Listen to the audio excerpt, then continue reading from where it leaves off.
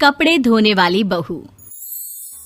शादी के पहले से ही विभा को कपड़े धोने का बड़ा शौक था। कभी नल के नीचे तो कभी तालाब के पास। अरे मेरी नीली वाली लुंगी नहीं दिख रही है।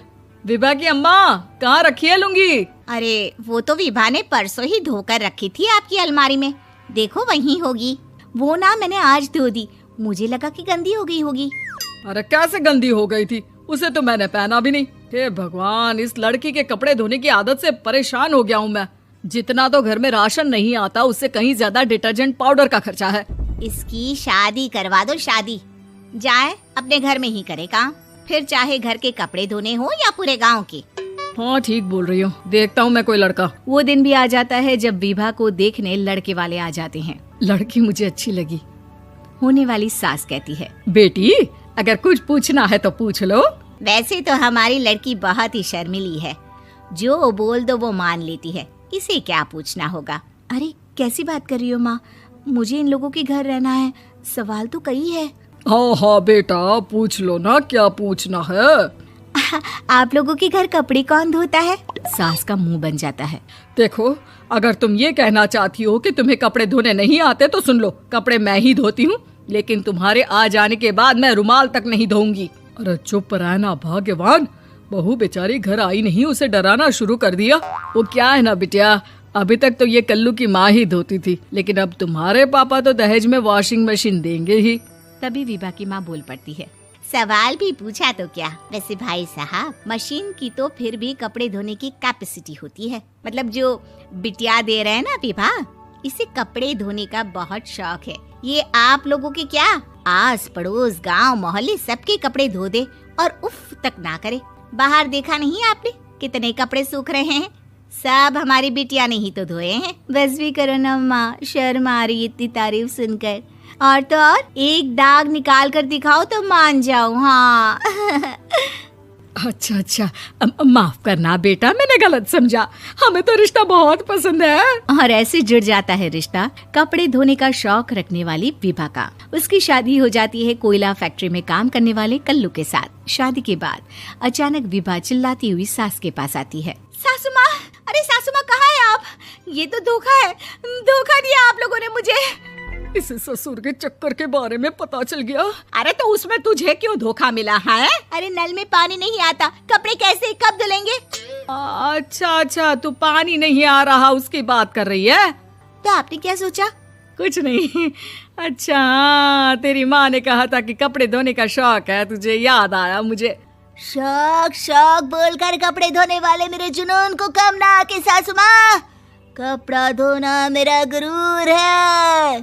तभी पति भी वहाँ आ जाता है। अभी मैंने इसे सनी देओल की फिल्म दिखाई है, उसी के डायलॉग मार रही है माँ। अच्छा सुन, साफ बता रही हूँ, पानी सुबह 4 से 6 और शाम को 10 से 12 आता है, समझी? विभा टाइमिंग सुनकर हैरान हो जाती है। ये क्या भूतों का मोहल्ला है? सुबह 4 बजे उठकर कौन कपड़े धोता है? 4 बजे टंकी में पानी जाता है, फिर सारा दिन धोना ना, किसने मना किया? अरे कैसी बात कर रही हैं? 200 लीटर की टंकी में कितने कपड़े धो लूंगी मैं? सुबह ही उठ जाऊंगी मैं। अब क्या था, विभा सुबह 4 से लेकर रात के 12 बजे तक कपड़े ही धोती रहती। एक रोज सास पड़ोस से निकलकर कहीं जा रही होती है कि साथ वाली कहती है, हाँ कल्लू की माँ, जरा ये बताओ कि 2 साड़ी है, 2 ब्लाउज और एक पेटीकोट और एक नाड़े वाला लंबा कच्छा। हाँ तो?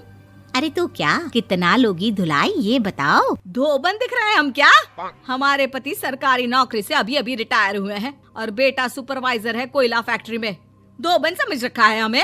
हाय रे कल्लू की अम्मा, माफ कर दो, वो तो मोहल्ले में यही सब बता रहे थे कि तुमने बहू को कपड़ा धुलवाने के काम में लगा दिया है। सास को पड़ोसन की बात सुनकर गुस्सा आ जाता है। वो घर पहुंचती है जहां घर के बाहर ही इतने सारे कपड़े सूख रहे होते हैं जितने कि किसी धोबन के घर पर। अरे ओ कल्लू की दुल्हन, बाहर निकल।